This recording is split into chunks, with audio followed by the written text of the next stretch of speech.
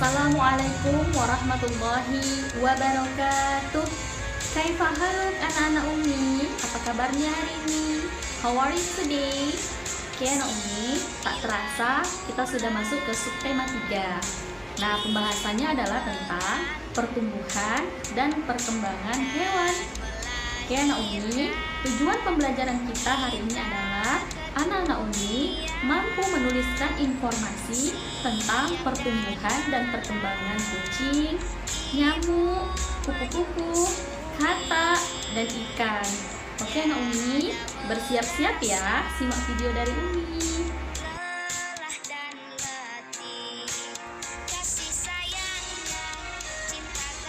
Oke anak-anak Umi, sebelum kita mulai belajar, Umi mau nanya nih, siapa di sini yang punya hewan peliharaan seperti kucing?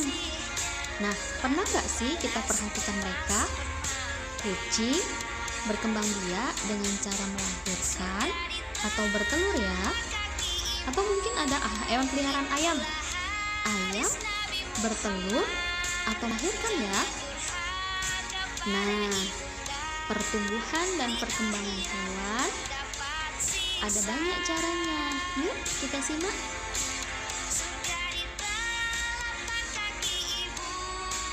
Oke, pertumbuhan dan perkembangan hewan. Setiap makhluk hidup, termasuk hewan, pasti mengalami pertumbuhan dan perkembangan. Di Indonesia terdapat berbagai jenis hewan. Ada hewan peliharaan seperti ayam, bebek, ada hewan langka seperti komodo, dan hewan liar seperti harimau. Setiap hewan mengalami pertumbuhan dan perkembangan yang berbeda-beda, tergantung faktor yang mempengaruhinya. Nah, lihat nih, ada 2 ekor kucing.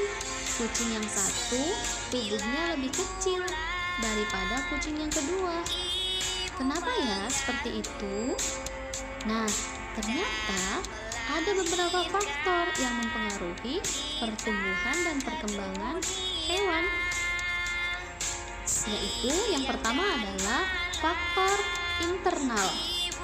Faktor internal adalah faktor yang terdapat dalam tubuh hewan tersebut, seperti faktor genetik atau keturunan dari induknya. Yang kedua, hormon dalam tubuh hewan. Oke, faktor yang kedua adalah faktor eksternal, yaitu faktor yang terdapat di luar tubuh hewan seperti makanan, minuman, aktivitas tubuh, suhu udara, oksigen, sinar matahari.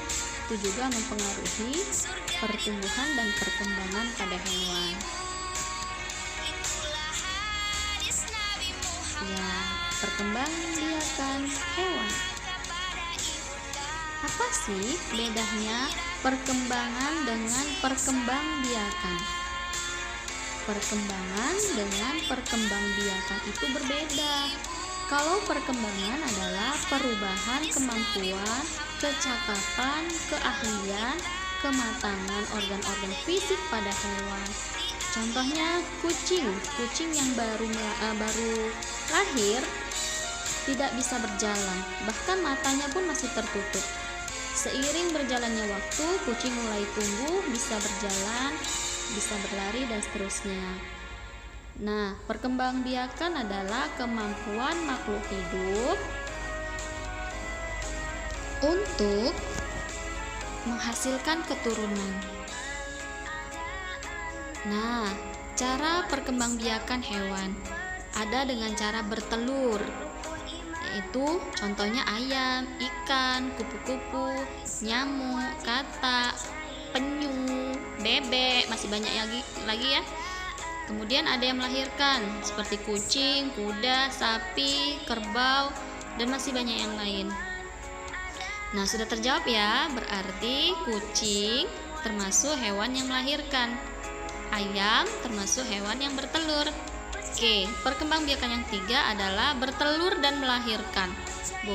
Ada yang bertelur dan melahirkan, maksudnya apa ya? Hewan tersebut bertelur, tapi telurnya menetas di dalam tubuh induknya. Lalu induknya tersebut mengeluarkan anaknya dengan cara melahirkan.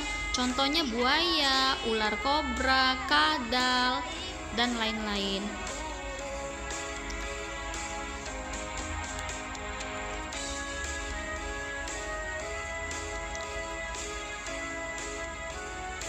Oke, anak Umi. Contoh hewan yang bertelur adalah ayam. Ayam mempunyai ciri-ciri. Yang pertama, tubuhnya berbulu, memiliki 2 kaki, memiliki paruh untuk bernapas, kemudian berkembang biak dengan cara bertelur. Nah, membutuhkan makanan dan minuman. Fase pertumbuhan hidup ayam dimulai dari ayam dewasa ya nak. Allah menciptakan ayam duluan.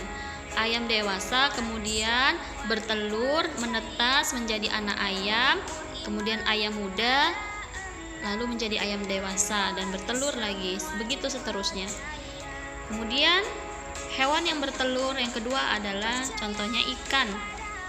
Ikan memiliki ciri-ciri bernafas dengan pingsan, bergerak dengan cara berenang menggunakan sirip, berkembang biak dengan cara bertelur. Fase pertumbuhan ikan dimulai dari telur, kemudian ikan kecil, lalu menjadi ikan dewasa. Nah, Allah tetap ciptakan ikan duluan. Oke, nak? Hewan bertelur yang ketiga adalah katak. Nah, fase pertumbuhan katak dimulai dari telur. Telur katak itu seperti selasi, kemudian berubah menjadi kecebong tanpa kaki, kemudian kecebong dengan kaki, lalu katak muda yang ada ekornya, kemudian menjadi katak dewasa. Nah, hewan yang bertelur yang keempat adalah kupu-kupu. Fase pertumbuhan kupu-kupu dimulai dari telur. Biasanya telurnya itu ada di daun-daun tumbuhan. Kemudian berubah menjadi ulat, lalu kepompong, dan berubah menjadi kupu-kupu. Oke, nak, ada sebuah kisah ya tentang orang yang meminta kupu-kupu, tapi Allah mengirimkannya ulat-ulat di tamannya. Si gadis minta kupu-kupu yang indah di tamannya, tapi Allah mengirimkan ulat. Lalu keesokan beberapa hari kemudian ulatnya berubah menjadi kupu-kupu. Nah, kemudian ada nyamuk. Nah, nyamuk ini sering bertelur di air-air yang tergenang. Makanya kalau kita punya bak mandi rumah, kalau bisa ditutup atau nggak usah diisi baknya. Kalau mau mandi aja dihidupkan airnya, dikeluarkan airnya. Nah, nyamuk itu fase pertumbuhannya dari telur. Dia bertelur di air yang bersih loh, bukan air yang kotor, air-air yang tergenang. Kemudian menjadi jentik-jentik, kemudian jadi kepompong, pupa yang sering disebut dengan pupa, lalu menjadi nyamuk dewasa. Itulah yang gigit-gigit kita itu. Nah, siapa yang sering buang sampah di laci, itulah nanti akan jadi sarang nyamuk. Baju-baju yang bergantungan itu juga akan menjadi sarang nyamuk. Nah, sekarang kita masuk ke hewan yang melahirkan. Nah, contohnya adalah kucing. Fase pertumbuhan kucing mulai dari anak kucing, kucing muda, lalu kucing dewasa. Oke, Naomi, sampai di sini ya video dari Umi. Tetap jaga kesehatan, tetap semangat. Alhamdulillah, pembahasan hari ini telah selesai. Semoga videonya membawa manfaat ya, dapat menambah wawasan kita, dapat menambah pengetahuan kita. Oke, ada tugas dari Umi. Kerjakan tugasnya halaman 25. Oke, Naomi, selamat bertugas. Assalamualaikum warahmatullahi wabarakatuh. See you next time.